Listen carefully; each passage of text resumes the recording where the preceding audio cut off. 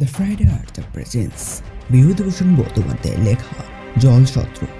শুরু হচ্ছে বিভূতিভূষণ বন্দ্যোপাধ্যায়ের লেখা ছোট গল্প জলছত্র। বৃদ্ধ মাধব শিরোমণি মশাই শিষ্য বাড়ি যাচ্ছিলেন। বেলা তখন একটার কম নয়। সূর্য মাথার উপর থেকে একটু হেলে গিয়েছে। জ্যৈষ্ঠ মাসের খর রোদে বালি গরম, বাতাস একেবারে আগুন। মাঠের চারিধারে কোনো দিকে কোনো সবুজ গাছপালার চিহ্ন চোখে পড়ে না। এক একটা বাবলা গাছ যা আছে তাও পত্রহীন। মাঠের ঘাস রোদ পড়া কঠা। ব্রাহ্মণের কাপড় চাপড় গরম হাওয়ায় আগুন হয়ে উঠল, আর গায়ে রাখা যায় না। এক একটা আগুনের ঝলকের মতো দমকা হাওয়ায় গরম বালি উড়ে এসে তার চোখে মুখে তীক্ষ্ণ হয়ে বিটছিল। জ্যৈষ্ঠ মাসের দুপুরবেলা এ মাঠ পার হতে যাওয়া যে ইচ্ছে করে প্রাণ দিতে যাওয়ার সামিল, এ কথা নবাবগঞ্জের বাজারে তাকে অনেকেই বলেছিল। তবুও যে তিনি কারোর কথা না শুনে জোর করে বেরুলেন, সে কেবল বোধ হয় কপালে দুঃখ ছিল বলেই। পশ্চিম দিকে অনেক দূরে একটা উলু ঘরের ক্ষেত গরম বাতাসে মাথা চলাচ্ছিল। যেদিকে চোখ যায় সেই দিকে কেবল চকচকে খড়বাড়ির সমুদ্র। ব্রাহ্মণের ভয়ানক তৃষ্ণা পেল। গরম বাতাসে শরীরের সব জল যেন শুকিয়ে গেল, জীব জড়িয়ে আসতে লাগলো। তৃষ্ণা এত বেশি হলো যে সামনের ডোবার পাতা পচা কালো জল পেলেও তা তিনি আগ্রহের সঙ্গে পার করেন। কিন্তু নবাবগঞ্জ থেকে রতনপুর পর্যন্ত 4.5 ক্রোশ বিস্তৃত এই প্রকাণ্ড মাঠটার মধ্যে যে কোথাও জল পাওয়া যায় না, তা তো তাকে কেউ কেউ বাজারেই বলেছে। এই কষ্ট তাকে ভোগ করতেই হবে। ব্রাহ্মণ কিন্তু ক্রমে ঘেমে নিয়ে উঠতে লাগলেন। তার কান দিয়ে নাক দিয়ে নিঃশ্বাসে যেন আগুনের ঝলক বেরোতে লাগলো। জীব জোর করে চুষলেও তা থেকে আর রস পাওয়া যায় না, ধুলোর মতো শুকনো। চারিদিকে ধুতু মাঠ খড় রোদে যেন নাচছে। চকচকে বালি রাশি রোদ ফিরিয়ে দিচ্ছে মাঝে মাঝে।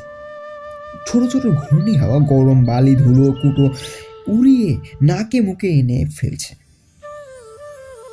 অসহ্য পিপাসায় তিনি চোখে ধোঁয়া ধোঁয়া দেখতে লাগলেন। মনে হতে লাগলো একটু ঘন সবুজ মতো যদি কোনো পাতাও পাই তাহলে চুষি। জীবনে তিনি যত ঠান্ডা জল খেয়েছিলেন তা এইবার তার একে একে মনে আসতে লাগলো। তার বাড়ির পুকুরের জল কত ঠান্ডা, পাহাড়পুরের কাছারি ইদারার জল সে তো একেবারে বড়।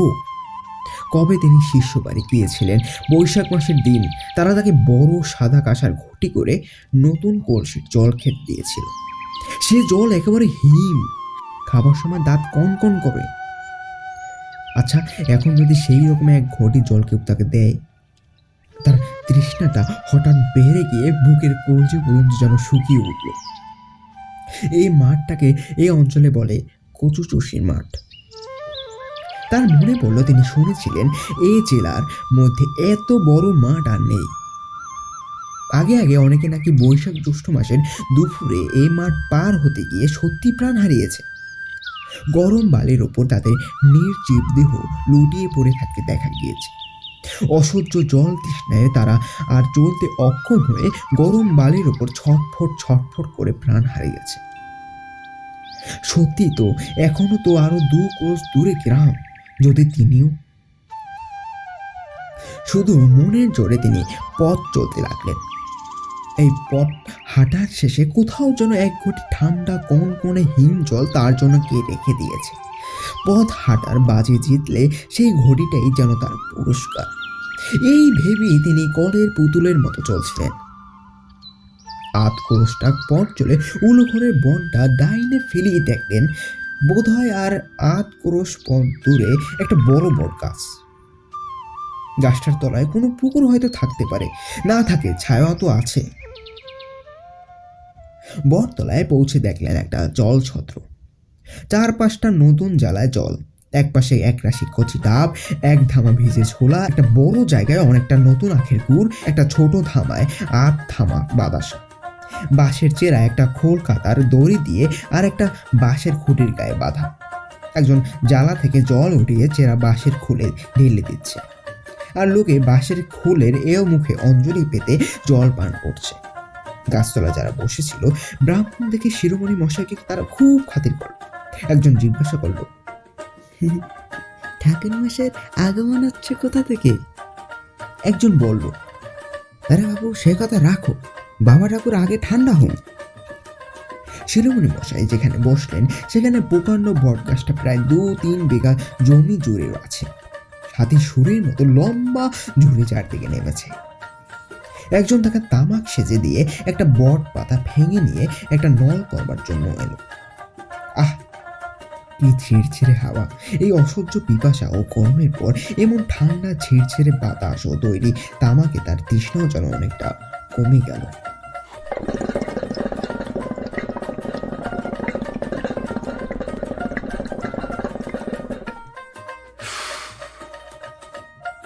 তামাক খাওয়া শেষ হলো। একজন বলল, ঠাকুর মশাই হাত পা ধুয়ে ঠান্ডা হন, ভালো সন্দেশ আছে ব্রাহ্মণদের জন্য আনা, সেবা করে একটু জল খান, এই রোদে এখন আর যাবেন না, বেলা পড়ুক। তারপর শিরোমণি মশাই জিজ্ঞাসা করলেন, এ জলসত্ত্ব কাদের? আগে ওই আমডবের বিশ্বাসদের, সীমন্ত বিশ্বাস আর নিতেই বিশ্বাস, নাম শুনেছেন তো? শেষ সদ্গোপ? আগে না, কলু। সর্বনাশ! নতুন মাঠে জ্বালা ভর্তি জল ও কচি ডাবের রাশি দেখে পিপাসার্ত শিরোমণি মশাই যে আনন্দ অনুভব করেছিলেন তা তার এক মুহূর্তে কর্পূরের মতো উবে গেল। কলুর দেওয়া জল সত্ত্বে তিনি কি করে জল খাবেন? তিনি নিজে এবং তার বংশ চিরদিন অশুদ্ধের প্রতিগ্রাহী। আজকে তিনিও ভাগ্যে কথাটা জিজ্ঞাসা করেছিলেন, নইলে তো এক্ষুনি। শিরোমণি মশাই জিজ্ঞাসা করলেন, এ জলসত্র কতদিনের দেওয়া? তা আজ প্রায় 15-16 বছর তো হবেই। সীমন্ত বিশ্বাসের বাপ তারাচাঁদ বিশ্বাস এই জলছন্ত বসিয়ে যান, সে হয়েছিল কি বলি শুন। বলে লোকটা সেই কাহিনী বলতে আরম্ভ করলো। আমডাবের তারাচাঁদ বিশ্বাস যখন ছোট, 14-15 বছর বয়স, তখন তার বাপ মারা যায়। সংসারে কেবল 9 বছরের একটা বোন ছাড়া তারাচাঁদের আর কেউ ছিল না। ভাই বোনের মাথায় করে কলা, বেগুন, কুমড়ো এইসব হাটে বিক্রি করত, এতেই তাদের সংসার চলতো।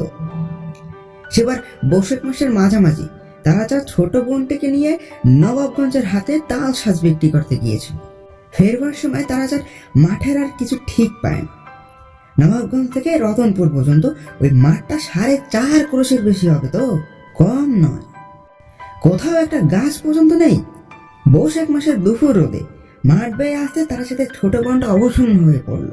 তারাচাঁদের নিজের মুখে শুনেছি, ছোট বোনটি মাঠের মাঝামাঝি এসে বললে, দাদা আমার বড় তেষ্টা পেয়েছে, জল খাবো। তারাচাঁদ তাকে বোঝালো, বলল, একটু এগিয়ে চল, রতনপুরের কোচবর্ত পাড়ায় জল খাও। সেই একটু এগিয়ে মানে 2 ক্রোশের কম নয়। আর খানিকটা এসে মেয়েটা তেষ্টায় রোদে অবসন্ন হয়ে পড়ল। বারবার বলতে লাগলো, ও দাদা, তোর দুটি পায়ে পড়ি, দে আমায় একটু জল দে। তারাচাঁদ তাকে কোলে তুলে নিয়ে ওই বট গাছটার ছায়া নিয়ে এসে ফেললো। ছোট মেয়েটা তখন আর কথা বলতে পারছে না। তারাচাঁদ তার অবস্থা দেখে তাকে নামিয়ে রেখে ছুটে জলের সন্ধানে গেল। এখান থেকে 8 ক্রোশ তফাতে রতনপুরের কৈফর্ত্র পাড়া থেকে 1 ঘটি জল এনে দেখে তার ছোট বোনটা গাছতলায় মরে পড়ে আছে, তার মুখে একটা কচুর টাকা। এই বট গাছটা তখন ছোট ছিল, ওরই তলায় অনেক কচুবন ছিল। তেষ্টায় যন্ত্রণায় মেয়েটা সেই বুনো কচুর ডগা মুখে করে তার রস চুষেছিল। সেই থেকে এই মাঠটার নাম হলো কচুচুষির মাঠ। তারাচাঁদ বিশ্বাস ব্যবসা করে বড় লোক হয়েছিল। শুনেছে নাকি তার সে বোন তাকে স্বপ্নে দেখা দিয়ে বলতো, দাদা ওই মাঠের মধ্যে সকলের জল খাবার জন্য তুই একটা জল ছত্র করে দে। তাই তারাচাঁদ বিশ্বাস এখানে এই বট গাছ পিত্তিষ্টি করে জল সত্য বসিয়ে গেছে। সে আজ 15-16 বছর কি 20 বছরের কথা হবে। ঠাকুর মশাই, কচুচুষির মাঠে এ জল সত্য এদিকের সকলেই জানে। বলবো কি বাবা ঠাকুর, এমনও শুনেছে যে মাঠের মধ্যে জল তেষ্টায় বেঘরে করে ঘুরপাক খাচ্ছে। এমন লোকও নাকি কেউ কেউ দেখেছে। একটা ছোট মেয়ে মাঠের মধ্যে দাঁড়িয়ে বলছে, মুখো আমি জল দেব, তুমি আমার সঙ্গে এসো। সত্যি মিথ্যা জানি না ঠাকুর মশাই, লোকে বলে তাই শুনি। বৈশাখ মাসের দিন ব্রাহ্মণের কাছে মিথ্যা বলে কি শেষকালে। লোকটা 2 হাতে নিজের কান মলে কপালে 2 হাত ঠেকিয়ে এক প্রণাম করল।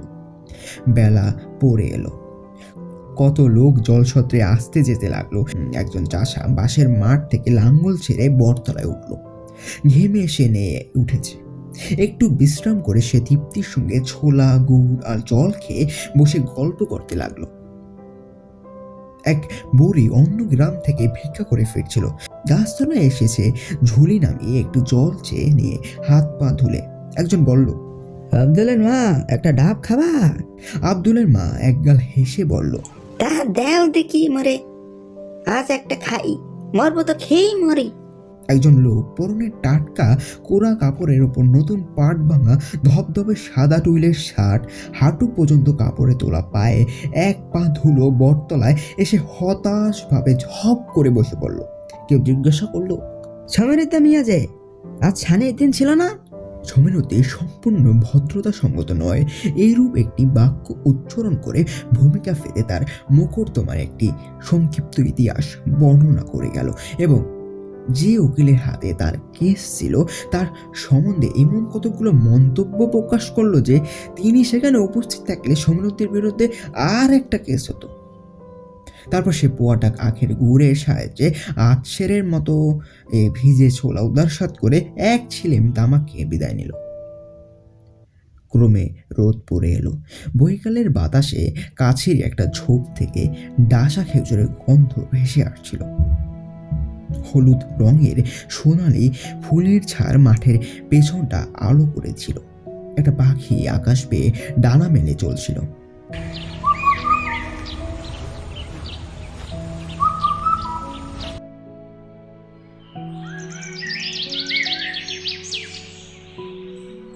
শিরোমণি মশাই বসে বসে মনে হলো 20 বছর আগে তার 8 বছরের পাগলি মেয়ে উমার মতে ছোট একটা মেয়ে এই বটতলায় অসহ্য পিপাসায় জল অভাবে বুনো কচুর ডাটার কচুর রস চুষেছিল। আজ তার এই স্নেহ করুণা এই বিরাট বট গাছটার নিবিড় গাছপালায় বেড়ে ওঠে। এই জল কষ্ট পীড়িত পল্লী প্রান্তরে একাধারে পিপাসার্ত পথিকদের আশ্রয় তৈরি করেছে। এরই তলায় আজ 20 বছর ধরে সে মঙ্গলরূপিণী চকরধাত্রীর মতো 10 হাত বাড়িয়ে প্রতি নিঘাত মধ্যাহ্নে কত পিপাসাতুর পল্লীপতিককে জল যোগাচ্ছে। চারিধারে যখন সন্ধ্যা নামে নামে পড়ছে, মাঠ যখন ছায়া শীতল হয়ে আসছে, কেবল সমস্ত দিনের পরিশ্রমের পর সে মেয়েটি অস্পষ্ট জ্যোৎস্নায় শুভ্র আঁচল উড়িয়ে কোনো অজ্ঞাত ঊর্ধ্বলোকে তার নিজের স্থানটিতে ফিরে চলে যায়। তার পৃথিবীর বালিকা জীবনের ইতিহাস সে ভুলেনি। যে লোকটা জল দিচ্ছিল তার নাম চিনিবাস, জাতে সদগোপ। শিরোমণি মশাই তাকে বললেন, ওয়ে বাপু, তোমার ওই বড় ঘড়িটা বেশ করে মেজে এক ঘটি জল আমায় দাও তো। আর ওই ব্রাহ্মণের জন্য আনা সন্দেশ আছে বললে না? আপনারা শুনছিলেন বিভূতিভূষণ বন্দ্যোপাধ্যায়ের লেখা জলশত্রু। যদি গল্পটি ভালো লেগে থাকে অবশ্যই ভিডিওটিকে লাইক করে দেবেন, আর যদি ভালো না লেগে থাকে অবশ্যই আনলাইক করে কমেন্টে জানিয়ে দিয়ে যাবেন কেন আপনার গল্পটি ভালো লাগেনি। এবং আমাদের পরিবারের সাথে যুক্ত হতে চান অবশ্যই সাবস্ক্রাইব করে বেল আইকনটি বাজিয়ে দিয়ে যাবেন। ধন্যবাদ।